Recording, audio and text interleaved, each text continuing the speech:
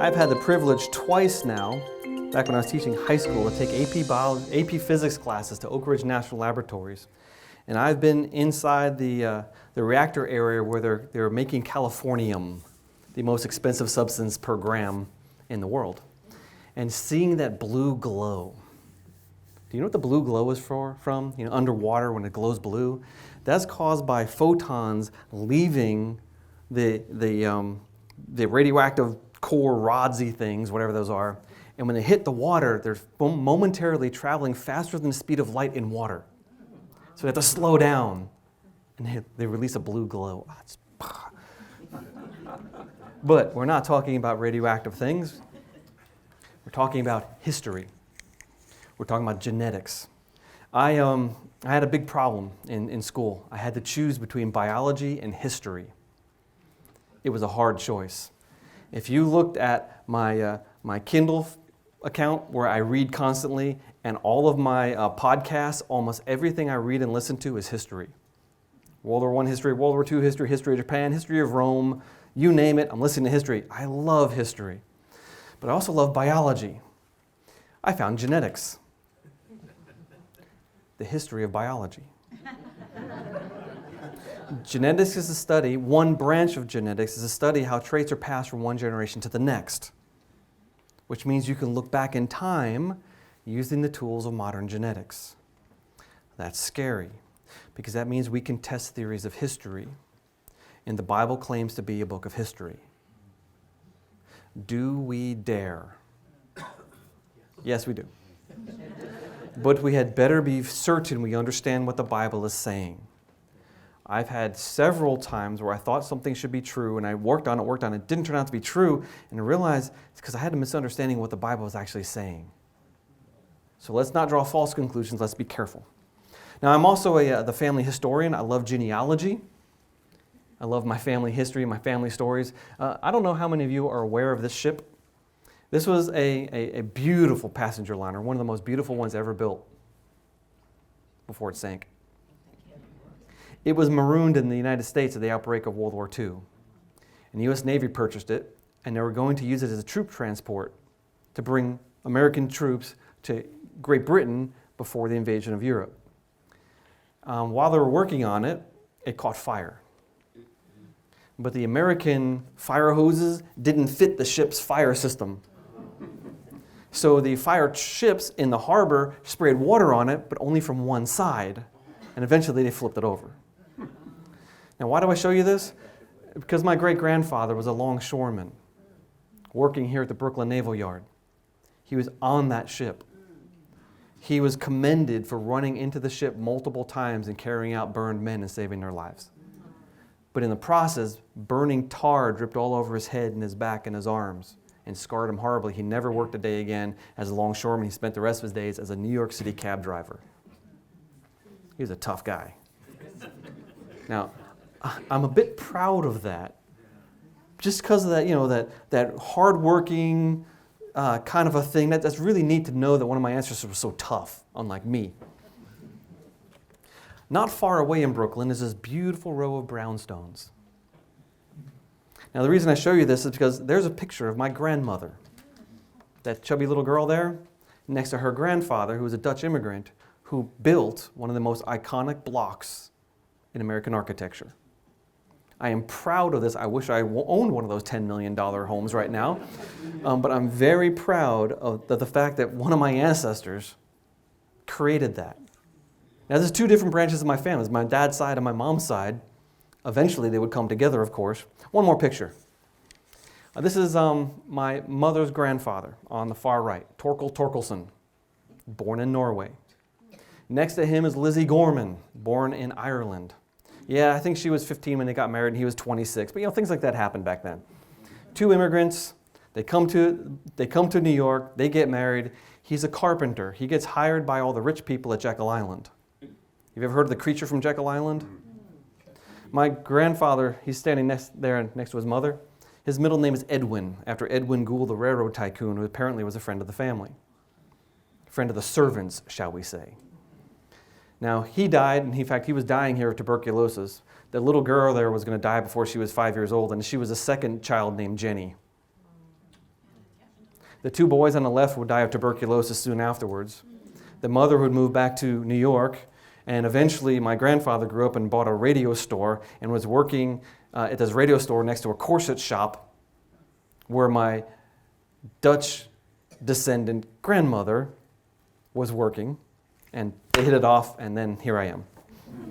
Now, why do I show you all that? Not to brag about my family. It's because I love history. The thing is, I can't track my history any further back because I don't have pictures of the old countries.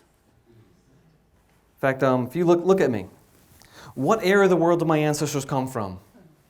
Can you tell just by looking at me? I've been looking at all of you as you came in. I've been saying, okay, Italian, African, yeah. I'm always doing it. In fact, I met a woman this weekend. I said, do you have Finnish ancestry? She goes, yeah. I said, I could just tell by the shape of her face. Because like half the Finnish people have the shape of a head that's really distinctive. I just knew she was Finnish. How can you do that? Well, I'm a nerd. You know that, right? Okay. Give me my favorite subjects. Genetics, genealogy, geography. Give me Google Earth. What am I going to do?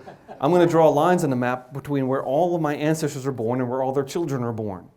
All those lines are my ancestors jumping the pond. I have about 5 ancestors who are Irish potato famine immigrants. I have no information on them because poor Irish Catholics coming to America, they were almost naked, they had no money, they had no records.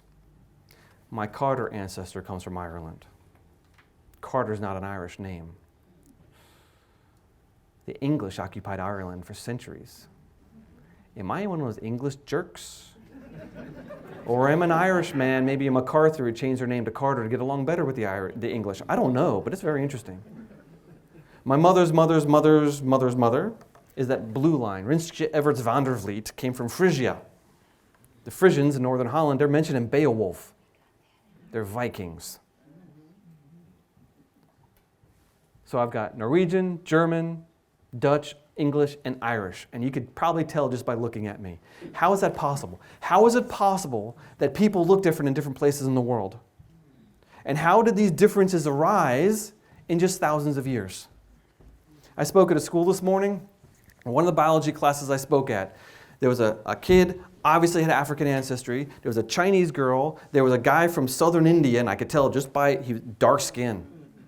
As dark as an African skin. I said, oh, you're from southern India. How'd you know? It's obvious. The teachers threw me, though. She was also from southern India, but she was from an area that had a lot of European influence. And I said, I bet you have European ancestry. This is fun. But in order to go back further than this, we need genetics. And genetics is a bit mysterious. The issue we have with genetics right now is we are being swamped with data. You heard of the Human Genome Project, right? It cost $3 billion. The U.S. government has started the Million Genomes Project. Guess how much money they expect to spend on it? $3 billion. Genomes are 1/billionth the price that they were 20 years ago. This is like the first time in history where we have more data than we have theory. And most all the theories about genetics that were built in the past have been thrown out. They were wrong. So everything Charles Darwin and his cohort said about human races has been destroyed. More on that later. Now, to show you that I do have a little bit of authority to speak on genetics, this is some photographs from my doctoral work. I was studying corals, which are animals, in biology. I was actually in the coral reef ecology program at the University of Miami, but I ended up in the genetics lab. And after I figured out that these pigments, these colors in the animals were proteins, I said, oh, if there's a protein, there's a gene behind it. So I went across the street to the genetics lab and I said, hey, I got some ideas. I started talking to this guy and we wrote a grant application that came through. And that allowed us to clone the genes and engineer them into these fish. So yeah, I made the Frankenfish. And that in itself opens up a giant can of worms. Is this moral? I believe so, but what about the next step? Because the next step is genetically modifying human embryos, which I call murder. Where do we draw the line? That's tough, isn't it? Well, I need a guide for my research, and I found that on the first page of the Bible. Genesis chapter 1. God's talking to Adam and Eve. God says to them, "Be fruitful and multiply and fill the earth and subdue it. Have dominion over the fish of the sea and over the birds of the heavens and over every living thing that moves on the earth." God is telling Adam and Eve, be stewards of my creation. You realize this is the origin of private property, right? You are supposed to steward what God has placed under your care. But to steward something means that you have to take care of it. To take care of it, you have to understand it. The pursuit of understanding is called science. First page of the Bible. Now, CMI, we've been writing about science and the Bible work together for a long time in our Creation magazine. We've been writing for a long time on our website, creation.com. We've been writing for a long time in our email newsletters, which we send out once a week. Something interesting, or maybe an interview with somebody, maybe a new product that we have, something to help equip you, maybe even an interview with a former evolutionist. This type of information is designed to help you get over and answer some of the questions the culture is asking right now. If you'd like to sign up for our newsletter, we're going to pass around a sign-up form while I'm speaking. Name, email address, and zip code. Easy. If you don't want it, no big deal. But there's like one of these for every other row. Would you just, when you get to them, pass them back? And they should end up on the outside row, and then the guys will collect them again. I'd appreciate that. Thank you. And they'll go around while I'm speaking. Now I need to introduce someone to you. This is Dr. Francis Collins. He's the director of the Human Genome Project. That man spent $3 billion. He's now the director of the National Institutes of Health under Obama. Obama appointed him and Trump kept him. He's a good guy. He's a nice guy. I know someone who works directly under him. He also claims to be an evangelical Christian. So if you looked around the world of science today, now there's no like ranks in science, but if you look for the highest ranking Christian, I think this guy's it. I don't think there's another Christian, an evangelical Christian, at a higher level anywhere in the world of science. And yet, he was part of the founding of an organization called BioLogos. And they have since taken it off their website, but one of the stated goals originally was to contradict that young earth creationism stuff. You know that phrase, with friends like that? Here's a quote from an article in Christianity Today. It's called The Search for the Historical Atom. They said, Collins' 2006 bestseller, The Language of God, a scientist presents evidence for belief. Stop. You're about to hear a scientist present evidence for belief. What do you expect to hear?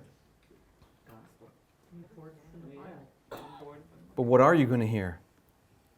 He reported scientific indications that anatomically modern humans emerged from primate ancestors perhaps 100,000 years ago, long before the Genesis time frame.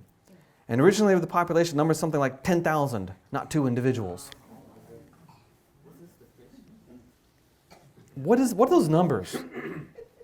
Those numbers didn't come up out of random. What are those numbers? That's the out-of-Africa theory of human origins, where evolutionists say we nearly went extinct. We got down to about 10,000 Homo erectus individuals, and that population stayed small for very long, and modern Homo sapiens evolved then, and then 100,000 years or so ago, we left Africa and spread around the world. That's not the Adam and Eve story.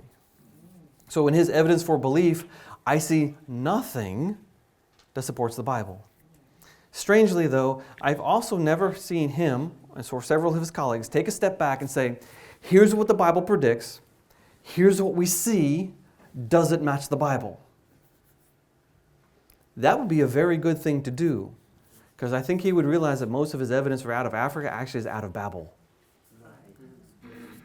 Now, this is an important topic. Here's a quote from William Lane Craig. Now, Bill Craig's he's a good guy. His ministry's in Atlanta. I've been blessed by a lot of things he's done, but he's also what we call an old earther.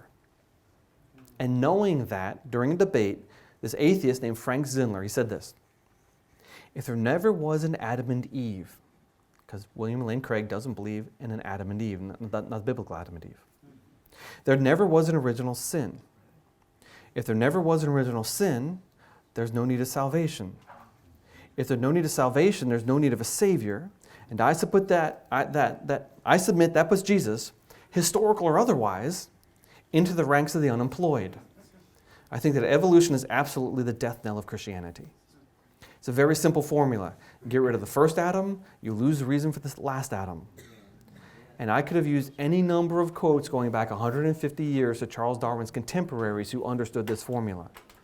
Charles Darwin and his friends knew they were getting rid of the first Adam. This is not a scientific battle. This is a philosophical and religious battle with a cloak of science, which is one reason why this debate is so frustrating. So let's get into it. What would Adam and Eve have looked like? Let's say Adam and Eve were true. What would they have looked like? Well, I'll give you a hint. This is not Eve. This is not Adam. These two very beautiful people are at both ends of the human color scale. They are super, and that boy is handsome. He's a good-looking young man. That girl's beautiful. But this is not Adam and Eve because Adam and Eve have to contain all of the traits in modern people. And if you add all the traits together, you don't get black and white. In fact, that's not black and that's not white. By the way, my shirt is almost white. My skin is not white. Okay, you know that old creationist joke. Yeah, of course. Here's a chart. This is a little bit racist. This is data collected from before World War II. And all the anthropologists before World War II pretty much thought that Africans were almost subhuman. Now, I just say that because that's the historical record. In fact, you remember the Scopes monkey, you're reading about the Scopes monkey trial in 1925? Yeah. Well, the textbook that they were debating taught clearly that white people are superior to black people. That should never have been allowed in the American school system. But that is what the evolutionary community was teaching. And it's a blot on our record. It's a horrible thing. But looking at this, acknowledging that there's some bias in this data, this is just an approximate skin color shade map of humans. Now, I want to point out a few things here. First of all, you see this pocket down here in Southwest Africa? Those are the Khoisan tribesmen. You ever see the movie The Gods Must Be Crazy? Yeah, that's those guys. They're not dark. They have the skin color of Barack Obama, who's half white. Okay, Barack Obama's not a dark African-American man. Okay. But something we've learned about ancient DNA is changing everything. Ancient DNA in Africa tells us that these people used to occupy all of southern Africa. But their genes are not in the modern population. There was something that happened about 1,000, 1,500 years ago. It's called the Bantu expansion. The Bantu peoples came from Central Africa and they pushed southward and eastward in Africa, and they either killed off or displaced all the people that originally lived there. They did not intermarry with them. So 2,000 years ago, Africa was not nearly as dark as it is today. You've heard of the Zulu Wars? Yeah, the Dutch people, when they got to South Africa, they saw this 100-mile wide swath of grassland. They go, nobody lives here, free for the taking. No, because on the edge of that was the Zulus, the edge of the Bantu expansion. And the Zulus had killed off everyone with 100 miles of their homeland and kept it that way. The Dutch walked into a bloodbath that the English later picked up and had to keep fighting. Okay, please understand, human history is bloody. There is not one culture any better than another. The reason you're here right now is because your ancestor killed other people and took their stuff. I'm sorry, that's the way it is. I'm going to slam on Europeans in a little while too. Right now I talk about the Bantu expansion. But there's something cool here. Do you see this pocket of very dark people in southern India? And how about the native Australians? And there's a group of islands called Island Melanesia. Melanesia is the dark-skinned people. It ends at Fiji. Fijians are very dark people. When you get beyond that, you get into Polynesia. Those are light-skinned people that actually came from Hong Kong. Of the Austroasiatic language family, 10 of them are spoken amongst the hill tribes of Formosa. Sorry, Taiwan, not Hong Kong, Taiwan. One of them is spoken on the amongst the hill tribes of Formosa and across the entire Pacific Ocean. So one of those groups figured out how to make an outrigger canoe, and they sailed all the way to Hawaii and Easter Island, and they found New Zealand, which is one of the last places on earth to be settled. It was maybe discovered 1,000 years ago. Cool. But notice North Africa is not really dark. If we have to account, and here's what I was getting at. These dark-colored peoples over here have the same exact genetic variance as the dark-skinned Africans. In other words, dark skin did not evolve more than once. It was in the population before we spread out. The lighter-skinned Southern Africans had the same genetic variance as the North Africans. In other words, light skin didn't evolve more than once. It was there before we spread out. We don't need evolution to explain skin colors. We just need God putting into Adam and Eve a little bit of variation.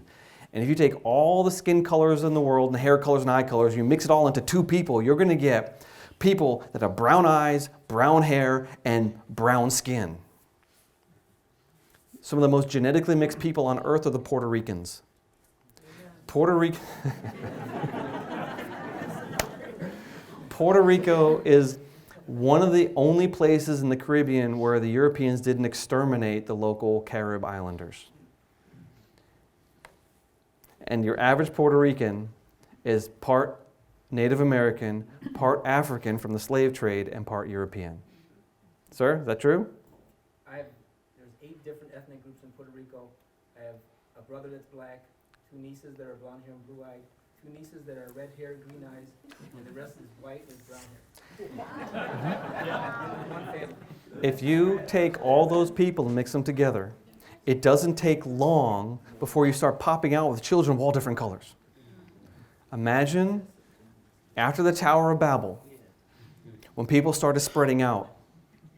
And you know, not every gene for every skin color was in every little population if they're a small population. So if you just take 4 or 5 people, quite likely, maybe all those 4 or 5 people happen to all have blue eyes. And if they go this direction, guess what? Their descendants have to have blue eyes. The reason we get races is because we got separated from one another. The reason we have races is because it has not been millions of years. Because people are people. Look what happens when people of different ethnicities live next to each other. It doesn't take long before you get a Romeo and Juliet. And then the people groups blend. Let me give you an example. This is a family tree. I published this in the Journal of Creation a couple years ago called Inbreeding and the Origin of Races. This is the family tree of the 12 tribes of Israel.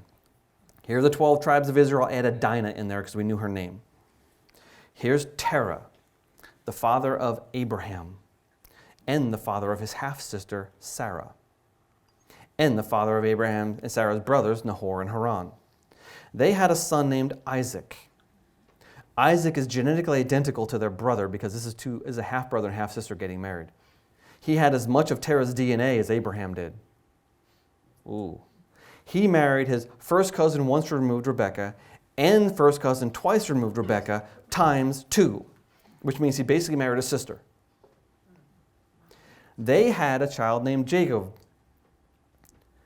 who then married his cousins Rachel and Leah, who are also his, second cousin once removed and second cousin twice removed through his mother and through his father and through, and by the time you get there, do you know how you have half of the DNA of each of your parents? That means you have 25% of each of your grandparents. 12.5% of your great-grandparents, 6.25% of your great-great-grandparents, and about 3% of your great-great-grandparents. By the time you go from Terah to these boys here, and one girl, they should have about 3% of Terah's DNA. But because they inherited in multiple different lines, they had about 22%. And because of laws of genetics, about half of that, all the brothers would have had identical copies from both parents. So about 10% of their genome was completely homozygous. And if that section of the genome carried something like, the curliness of the hair, the size of the nose, their height, their weight, their skin color, they would all had exactly the same 2 copies of that gene. You would have been able to walk down the street in a crowd and say, there's an Israelite. And this sort of thing was happening in every little town in ancient history. If you think you're not the product of inbreeding, especially you Europeans who have much less genetic diversity than Africans, you're kidding yourself. Most people throughout history have married someone who was born less than 10 miles away from where they were born. And cousins kept marrying their cousins for generations. That's normal back then. In fact, Charles Darwin married his first cousin, and all of her brothers and all of her sisters married first cousins, some of whom were double first cousins. It is estimated that in Great Britain, most of the birth anomalies that are happening in Great Britain are coming from the Muslim community because traditionally, even still today, through arranged marriage, most people marry a cousin. That allows the families to keep things within the family. So inheritance is important. That's why people usually marry someone close, because it keeps everything together. You don't spread it out to those. You don't want those people to get your stuff. All we need is a couple of generations of inbreeding. And you're going to get very distinctive people groups popping out quickly. And this was what would have happened after the Tower of Babel all over the world. I think that's the best answer for where races came from right there. So, can you marry your cousin? Well, Adam and Eve's children would have had to marry each other, right? There was no one else to marry. And Shem, Ham, and Japheth's children would have had to have married each other. I know there's I'm going to say that. Abraham's family, we just saw that. They did marry each other. God did not put a restriction on marrying someone who's closer related to you until more than 2,500 years after the start of creation. Why did he do it then? I'm not sure, but I suspect he was being proactive. A lot of the Old Testament laws sounded kind of healthy. If you married your cousin or your sister, it's generally a bad thing today. But we see genetic problems happening. Abraham married his half-sister, and she couldn't get pregnant. It took a miraculous intervention of God to intervene before Sarah had a child. When Jacob and Esau are born, Esau is covered in hair. We know what mutation that is. We know what chromosome is carried on. Leah had weak eyes, whatever that means. When Rachel tried to have her second child, which she had problem having children all, she died in her second childbirth attempt. There was a giant in King David's day, when David's an old man. The Second Chronicles lists the sons of the giant, who I believe that's Goliath, so his sons probably. And it's listing them, and one of them has 6 fingers in each hand and 6 toes on each foot. That's called polydactyly. Some geneticists are studying polydactyly. It's very common in the Amish population. Very common, because the Amish group started from a small group of immigrants. Now, they're grown exceptionally. There's a lot of them now, but they started small. So they're very closely related to one another. And through parallel lines, the same mutations happens. They were also studying, they're looking around the world, where else do we find polydactyly? Oh, there's a bunch of Australians that have it. Native Australians in northwest Australia. So they went there and they got permission, they looked at their DNA, and lo and behold, the same exact mutation, the same exact single letter change in the Amish population happened in the Australian Aboriginals.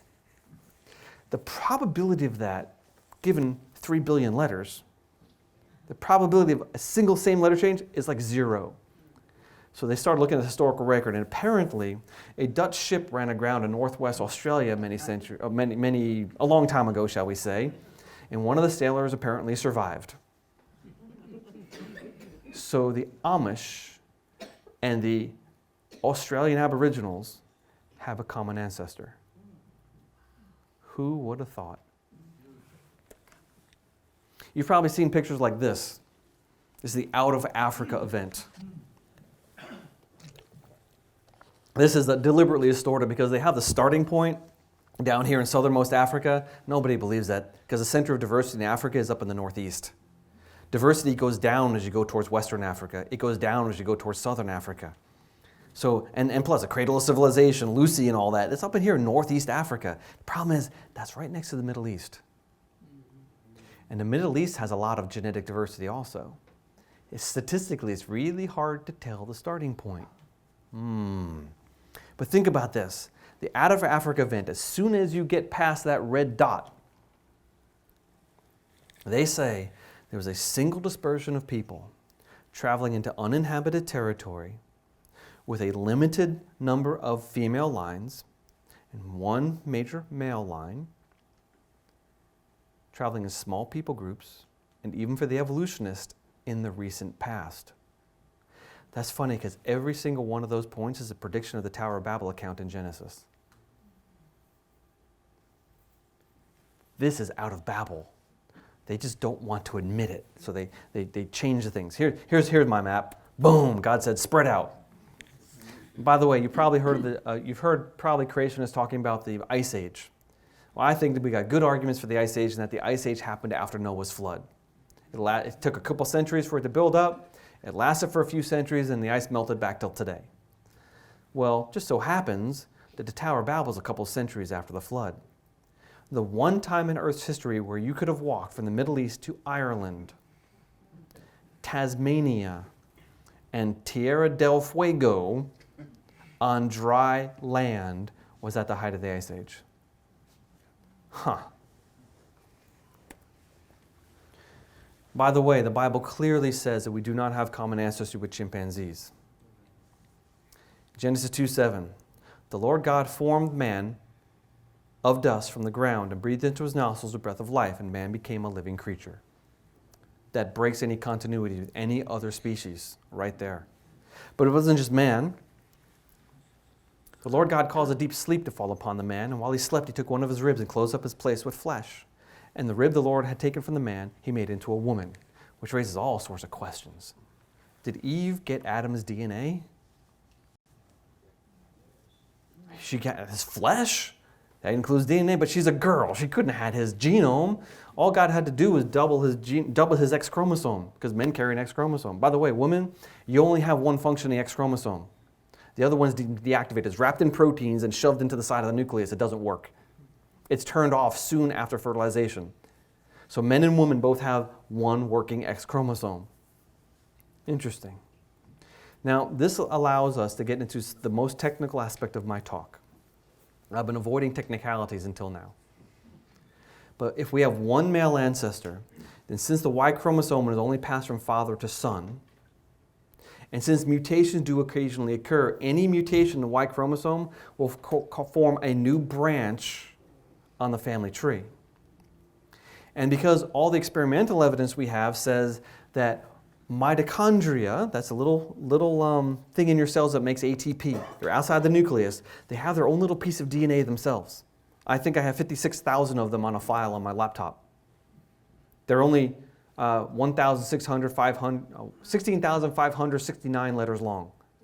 Trivial, a little teeny piece of DNA. They're only passed from mother to child.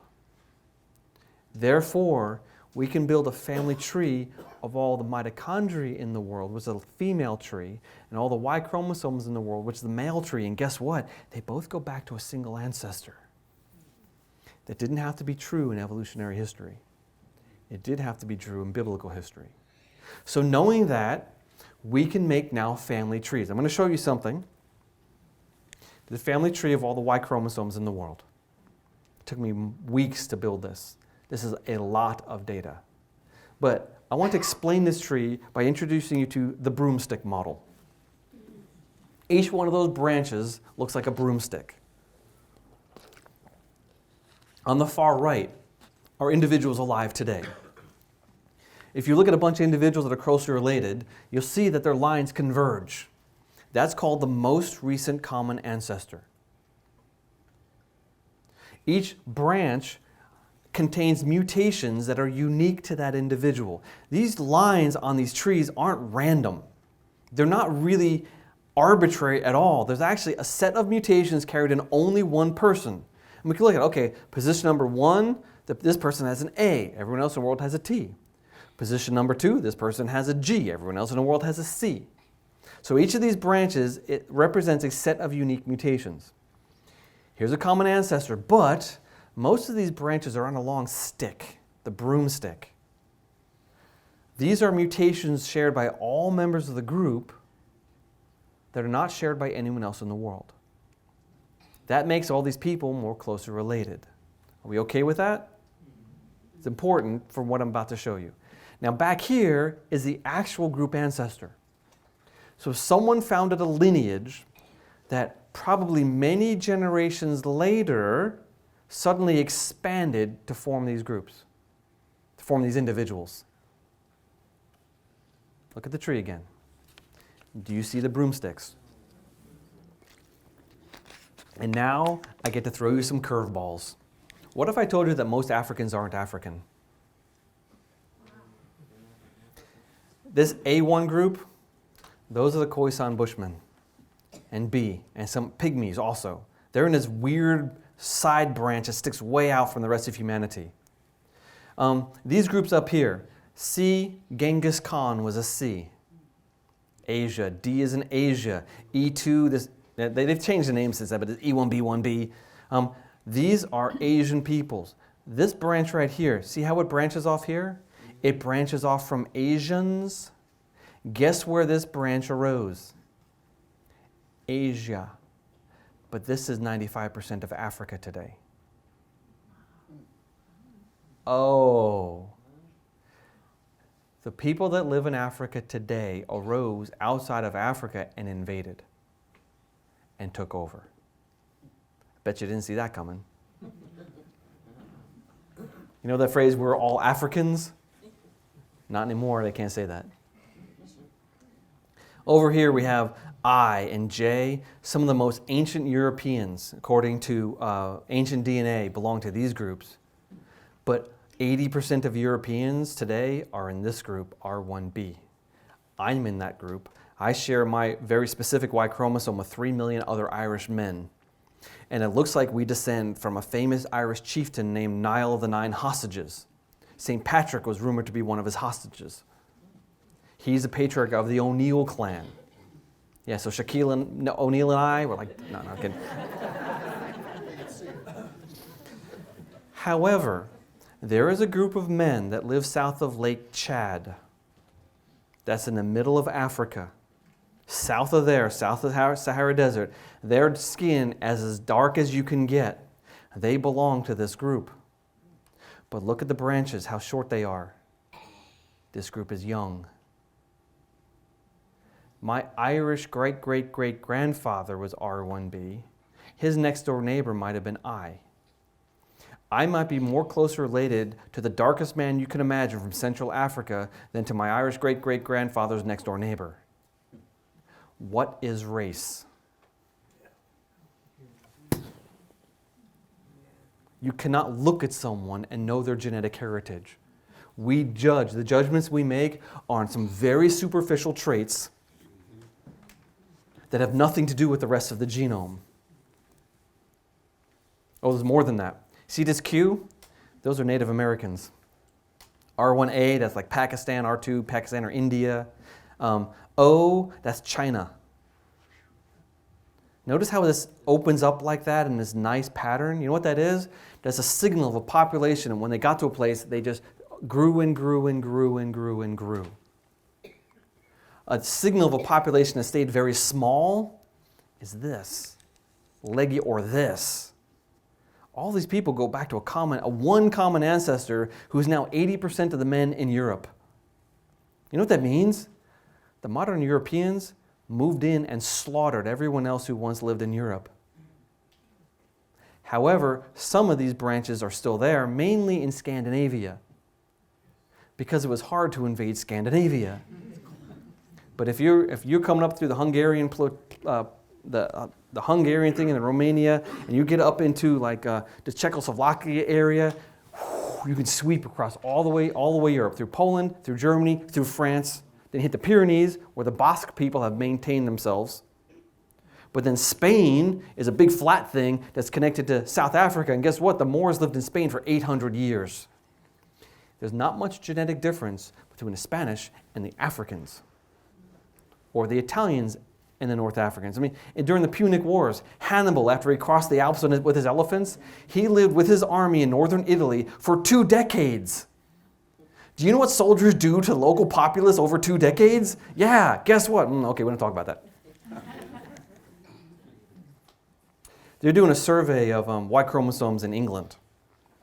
And as they're surveying all these different men's Y chromosomes, they just want to see what was there. They came up with one particular man who had a distinctly African Y chromosome. And yet everybody else is over here. And they wrote this man, they said, "Sir, do you have African ancestry?" He's like, "No." His name is a typical English name. So they wrote every man with that last name in England, because you can do that in England. And they said, "Would you take part in a survey?" And a lot of them said yes. So first they looked at their genealogy. And there's two main branches of the family, and they went back to a common ancestor in like 1780 or something like that, who was white. But wait a minute. There are a lot of examples of European men picking up local women during the colonial period. Very often it was consensual. Very often they were married. Not always. That's human nature, and it's not good. There are very few examples of white women marrying dark-skinned men because of the European racism. But the opposite happened all the time. If there's an African Y chromosome in England, a white woman would have to marry an African. And they were white in the 1780s. It had to happen early in colonial history. The probability of that is vanishingly small. So it's a big mystery. How did this happen? It happens all the time today. I mean, people don't care about races anymore, except a few people. Most people care nothing. I live in West Georgia. I mean, this is like KKK Central 50 years ago. Everywhere I go, I see mixed-race couples with mixed-race children. The young people don't care anymore. Some of the old codgers are still holding on to it, and forget about them. But looking here, this is just crazy. I'm telling you all these stories of human history. We can read human history from this. Now, if you look at the tree, and I draw a circle here, that pretty much describes where the descendants of Ham migrated. Ham did not just live in Africa. The Canaanites were Hamites. By the way, you know that the old horribly wrong idea that Africans have dark skin because God cursed Ham? That is so biblically naive, it's ridiculous. First of all, God didn't curse Ham, He cursed Canaan. Second of all, Canaan didn't live in Africa. I mean, come on, read your Bibles. Second of all, the Hittites came from Heth. They lived in Turkey. Nimrod was a descendant of Ham. He was the first king in Mesopotamia. And there are multiple Arabic tribes in Saudi Arabia today that descend from Ham, according to the Bible. In fact, they call them the Musta-Arabs, the pretend Arabs. The Arabian tribes still know their ancestry going back to biblical patriarchs. That's amazing. Two of these little guys here, one of them is from Greece and one of them is from Bulgaria. That doesn't surprise me because the Hamites also settled Crete, the largest island in the eastern Mediterranean. Crete and Greece had a lot of interactions in ancient times. These two circles are very interesting. This is circling men who live on Papua New Guinea, that big island just north of Australia. They come from very different branches of the tree, and yet you can't tell the difference between them when you look at them. Not only that, but these guys down here, their branches go all the way back to the common ancestor between the Chinese people, the Native Americans, the Europeans, and the Pakistanis. That's really interesting. A lot of Jewish men belong to group J. Now, that's just an accident. It doesn't mean J for Jewish. But if that's true, then maybe this represents Shem. That would leave this as Japheth. There's Ham. I don't know that's true because I can't go back in time. But it's a model we're working on. I highly suspect that something like this is correct. We can also, however, look at the mitochondrial family tree. There is the mitochondrial tree. Does that look similar to the Y chromosome tree? What do you see? Do you see? So I would say that Eve is down here somewhere. Oh, by the way, that phrase Y chromosome Adam is also biblically incorrect. Noah is our Y chromosome ancestor.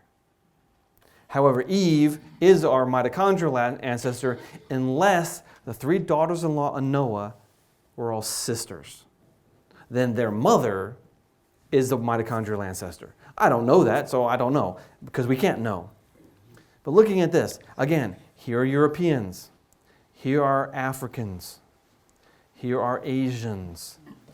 Can you see how these lines are different lengths? That means from their common ancestor, some European women have picked up twice as many mutations as others. The out of Africa theory depends upon something called the molecular clock. To put a date on the expansion, mutations have to happen at the same rate in all populations across all geography throughout all time. If some people pick up more mutations than their close kin, you don't know how many mutations per year. You can't put a date on it. I actually believe the molecular clock has been invalidated. How long ago did Eve live? I don't know. What branch does she come from? So the Bible claims one male ancestor, one female ancestor. Evolutionary theory does not require it. The Bible does. It turns out to be true. It also challenges the idea that we have a common ancestor with chimpanzees, because the human Y chromosome is radically different than the chimpanzee Y chromosome. First of all, half of the chimpanzee Y chromosome is absent compared to human. The whole right half of the chromosome is not there in chimps. Second of all, when you do line up the human and chimp, they're only about 70% identical. Using a molecular clock, there's as much difference as you would expect between, and I quote, man and something like a chicken, unquote. Chickens and mammals had a common ancestor back before the time of the dinosaurs. Human and chimpanzee Y chromosomes are radically different. As far as the mitochondria go, I have by hand lined up thousands of human mitochondria. You know, I'm looking at them, there's like, this one's missing something, hit a space there. Or all of these are missing something, except this one has an extra letter, so I had to put a space between all of these so it matches. I've done it by hand, it took me days. But I did it, and when I was done, I took the chimpanzee mitochondria, and I said, I'm just going to line it up on human. And I couldn't physically do it. Now, a computer algorithm can do it, but there are so many differences, I could not visually match them because they're radically different. If we came from a common source population with chimpanzees, that source population would have had like different Y chromosomes in it. It would have been possible that this Y chromosome in our source population is extant in chimpanzees and humans. And so is this one, which means that a human and chimpanzee could have been more closely related than a human is to another human.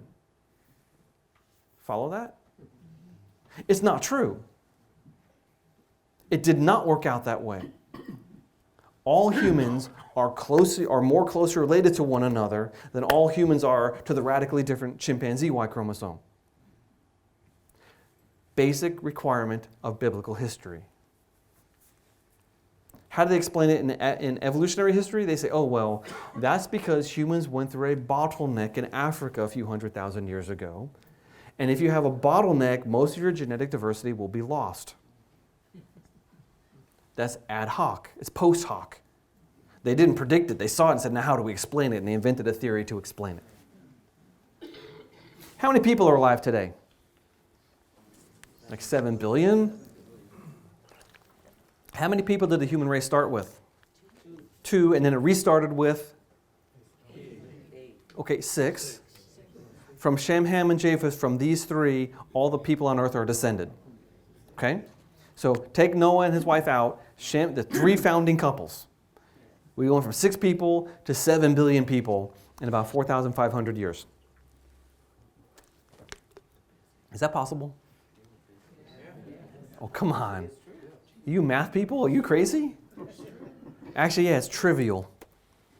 If you take that population of 6 and double it every 150 years, in other words, 150 years after the flood, there's 12 people. 300 years, woohoo, there's 24 people. You'll get to 7 billion people in 4,500 years. In fact, human populations grow much, much faster than doubling every 150 years. That means that most people ever born died of warfare, starvation, of disease. That's the only way to keep the human population in check. There should be trillions of people. In fact, this also brings up an interesting thing. If we came out of Africa and we were like, before that, we were like a million Homo erectuses for about a million years with an average lifespan of about 20 years, or average generation time of about 20 years, that means there would be 1 million dead bodies every 20 years. Yet you can fit all the Homo erectus ever discovered in the trunk of a car. Where are the bodies? Maybe the time isn't really there. Maybe that's just people's imagination. Now, you've heard of caveman, right? You've heard of Neanderthal man. Now, I know what this is like. Here's a charcoal drawing of Neanderthal man. His face is sticking out like this. They're trying to make him look more like a monkey. Yeah. That skeleton was in the New York Museum of Natural History. Why are both of his knees bent? They're trying to make him walk like a monkey. And yet, from the hips down, he looks just like you. And you don't walk like that. That's tiring. Now, their rib cage flares out at the bottom. They have a bell-shaped rib cage. We have a barrel shape. Ours would go straight up and down. Okay, I got that. They don't have much of a forehead, and they don't have a chin. But their brains are bigger than ours on average. What? Yeah. In fact, if you would permit me to pick from random paleoanthropologists, some of whom hate each other, but I just can cherry pick on the data, there are people claiming Neanderthals painted in caves. Painted animals in caves. And a recent paper from last week said, oh, those animals that, those famous animals in the cave pictures you've seen, those are constellations.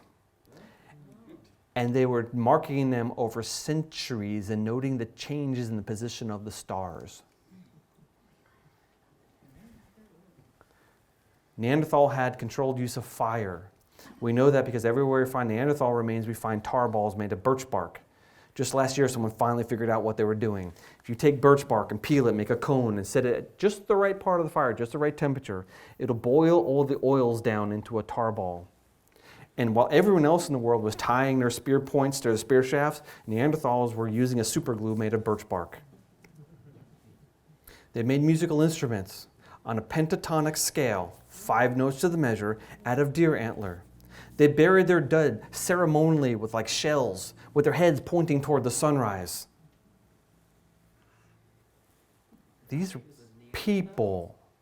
There's nothing indicated that these are not people. Now, they were living in Europe and Asia during the Ice Age. That was a lousy place to live. How would you fare there? I think you'd die. I would. Now enter the world of genetics. They can't get away with what they used to say.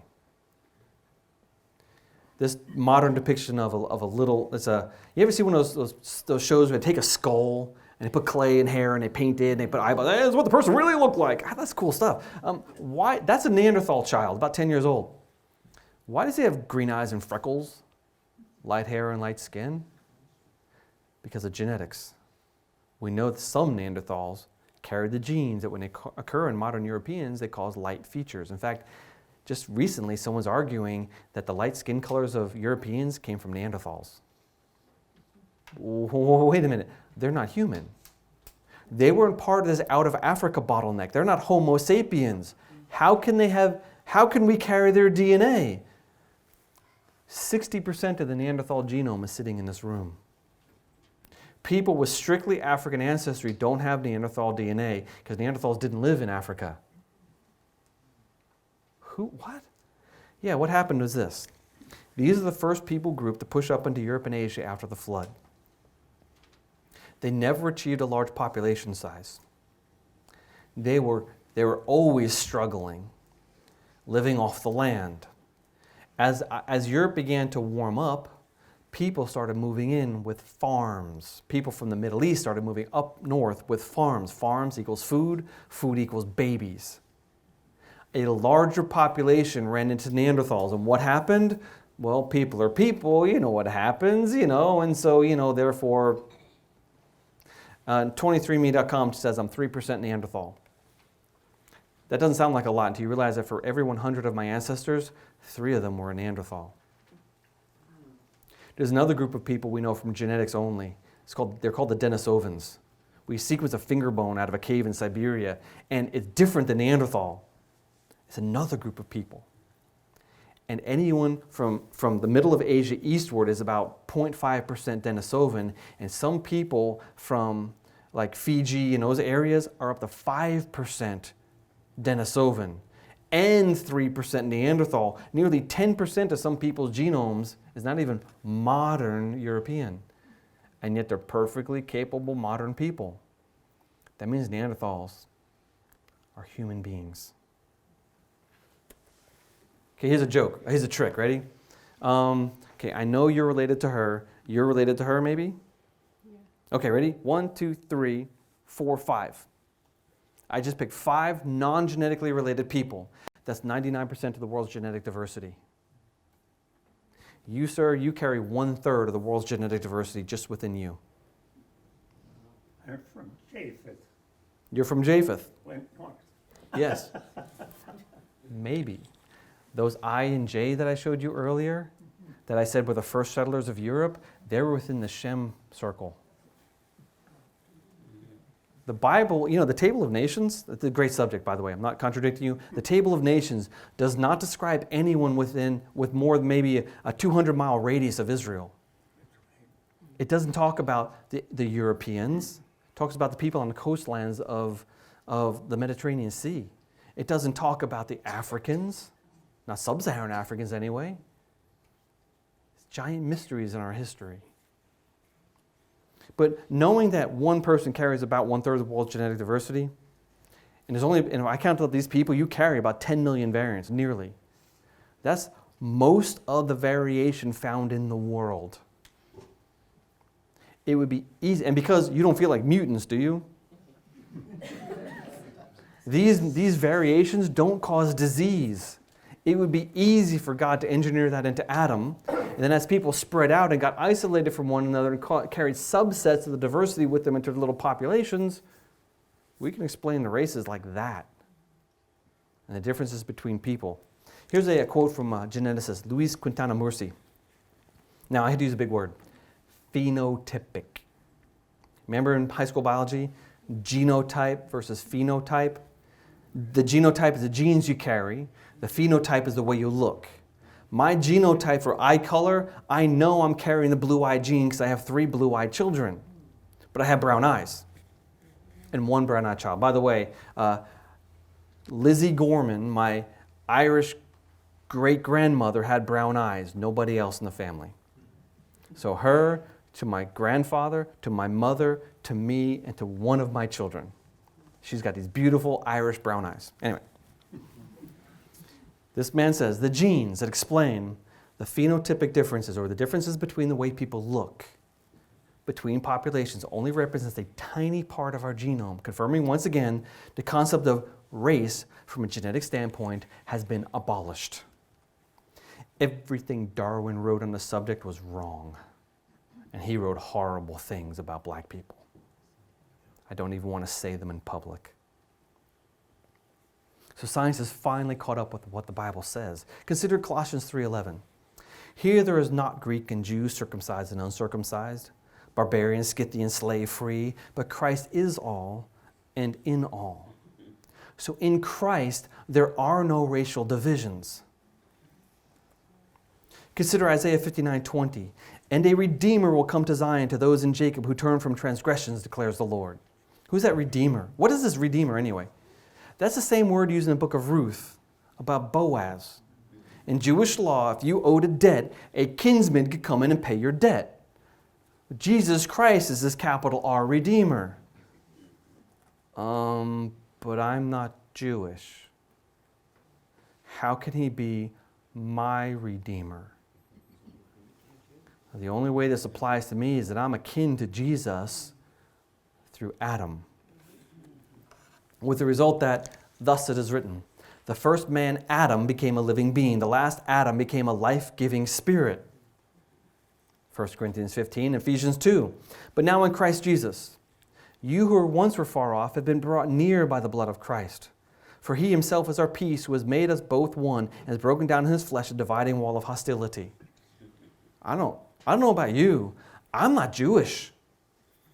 My pagan and Viking Celtic ancestors knew nothing about the events of the Bible. They knew nothing about the God of the Bible. They were, just reading history, as wicked as you could possibly imagine.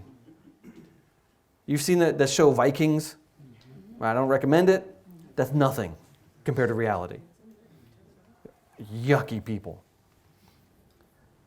And yet my Creator sought me out, even though I'm not a descendant of Abraham. And the reason that's true, and the reason He could do that, is because I am a descendant of Adam. The first Adam fell. The last Adam rose from the dead after he paid for my sins. And that is, I was on the radio last Wednesday, national show, and the host and I were talking about genetic stuff, and we opened up the thing to callers, and the first caller, racist. We were looking at each other like we couldn't believe what this guy was saying. He said, I believe the races were created on day 6. What? But Adam and Eve were created on day 8. And I read to him the beginning of Genesis chapter 2. It says God rested from His creation and He's done creating. When he said races, he meant non-white people. But dude, you're a race, man. You're white. You're not Jewish. Plus, that means he believes that the races were on Noah's Ark as chattel. So we have now people in our country who know nothing about science and nothing about Bible. And I'm sorry, their viewpoints don't belong in the modern world because he's wrong on all counts. But how is someone like that going to hear if we don't tell them? We need to. There is a, not far from where I live. Now, it's since burned down. I don't know why it burned down. There was a particular business in a small town that when Barack Obama was president, had a sign out front, I do not support an N-word for president. Are you kidding me? How can people still believe things like that today? We need to bring a message of racial reconciliation to the world, and the only thing that I know that reconciles racism is the Bible. In evolution, there's no reason for me to care about people genetically different from me. Better if I go over there and kill them and take their stuff than give it to my children. Yeah, no, survival of my fittest. I don't care if I'm fittest or not. And if evolution is true, I want my genes to propagate. But that is the antithesis of the sacrificial work of Jesus Christ, who died for people that didn't deserve it. Do you know the gospel is wrapped up in genetics? That's cool, isn't it? A million other topics I have not covered. Pick one. Maybe in the Q&A after this you can ask me some questions. If you're interested in this, may I please recommend, take a look at the Creation Magazine. I almost said Journal of Creation. That's there too. Creation Magazine is fantastic. Now, if you would permit me, please, I have to explain how to get Creation Magazine because my poor, lonely volunteer is not going to be able to explain this to like 5 or 10 people. So here's what we do. We have a sign-up form. You have to put down your address because we have to mail it to you. Now, you'll notice there's a check your credit card and the last 4 digits, and sign and date it. The reason for this is most ministries have gotten rid of print publications because they're too expensive. We have figured out that we can drop our administrative costs by simply doing an automatic deduction every 3 months when Creation Magazine comes out. You can cancel it when you want. In fact, most of you, about 1/3 of you will be scammed this year and you have to get a new credit card. So it's until you get a new credit card or until you tell us to turn it off. It's there, $7.50 every 3 months. You'll get your first Creation Magazine now, and to sweeten the deal, I'm going to throw in a couple of gifts. I'm going to throw in a documentary called Darwin, the Voyage That Shook the World. We spent about $1 million on this. That's about 1/3 the budget of a National Geographic documentary, by the way. This is us going around the world, chasing Darwin's footsteps, and we're simply analyzing the man. If you want to understand this creation evolution thing, you got to know the history of it, so we did that. I'm also going to throw in another DVD called Fallout. We took TV cameras and went to college campuses all around Atlanta, and we simply interviewed students, and we said things like this. Were you raised in a church? Were you ever taught about creation and evolution? Do you still go to church? And we discovered a very strong trend. Students that engaged in this topic when they were growing up are much more likely to retain their faith as young adults. straight from their own mouths. I'll also sign you up for our digital magazine. It's an opportunity for you to share it with other people. Now, granted, you remember that difficult conversation you had around the Thanksgiving table? Remember, Aunt Joe, your brother-in-law, you know that person I'm talking about, right? If you sent them Creation Magazine, they're not going to click on it and read it, right? But what if you said, hey, Bob, remember the conversation we had? Check out page 12. Much more likely he'll call your bluff. You go, okay, he'll click on it. And when it's on page 12, maybe he'll read page 13, 14, 15 while he's there. There's no telling. It's a way for you to share it with other people. And that's yours for you. Now out here on the tables, I have some other things. If you're new to this and you don't know where to go, check out the Creation Answers book. That's going to answer 99% of your questions. That's why we wrote it. We also have a pack which has the Answers book and Refuting Evolution, which is the #1 best-selling creation evolution book ever written. And we'll throw a DVD in there also. I have a talk called Mitochondrial Eve and the 3, quote, daughters of Noah. This is me saying modern genetics has discovered Adam and Eve, Noah's flood, and the Tower of Babel, and it's written in the human genome. I had a short section on this in my talk now. This is an hour-long version of that section. My favorite talk I've ever given in public is called The High-Tech Cell. As a geneticist, I'm trying to explain how the human genome works, but no one understands how the human genome works because it's too complicated. If evolution is simple, if life is simple, evolution might be possible. Life is not simple. Here's Evolution's Achilles Heels, the book and the DVD. If you've got kids or grandkids, might I recommend some of our children's resources like Exploring Geology with Mr. Hibb, a little cricket character, asking questions about rocks and minerals and fossils. This was so popular, we wrote a second book called Exploring Dinosaurs with Mr. Hibb. They're both on the table out there. Got a pack of 5 hardbound children's books if you really want a gift for younger readers or non-readers that you want to read too. But look, I'm not trying to sell you books. I'm trying to encourage you that we have answers to these questions and just pointing to where we might find the answers. I'm going to leave you with 1 Peter 3:15. But in your hearts, honor Christ the Lord as holy, always being prepared to make a defense to anyone who asks you for a reason for the hope that is in you. You do it with gentleness and respect. I've tried to model that on purpose this evening. We don't have to be jerks. Yelling at people doesn't usually point them toward the cross. But let's sit down and talk about this over a cup of coffee maybe has often been used to help someone on their walk to enter the kingdom. We can do this. We have to be willing to be insulted. We have to be willing to be belittled. So what? Let's get over ourselves. Let's acknowledge that we've got tons of answers to things. And with a little bit of preparation, we can know more than the other person. You don't have to be an expert. You just have to know a little bit. Let's pray. Father, thank you so much. You gave us this beautiful world to live in. You've given us the Bible that helps us understand it. You told us where we're going to go later and why things are so sometimes not so great now. Father, thank you for science. Thank you for the inquisitive minds. Help us to learn more. But Lord, not for our own selves, not to be nerdy or smart, but help us to know more so that we're better able to handle people's questions. Help us to be faithful as we're trying to represent you in this world. And Lord, take this little group. Bless it to grow.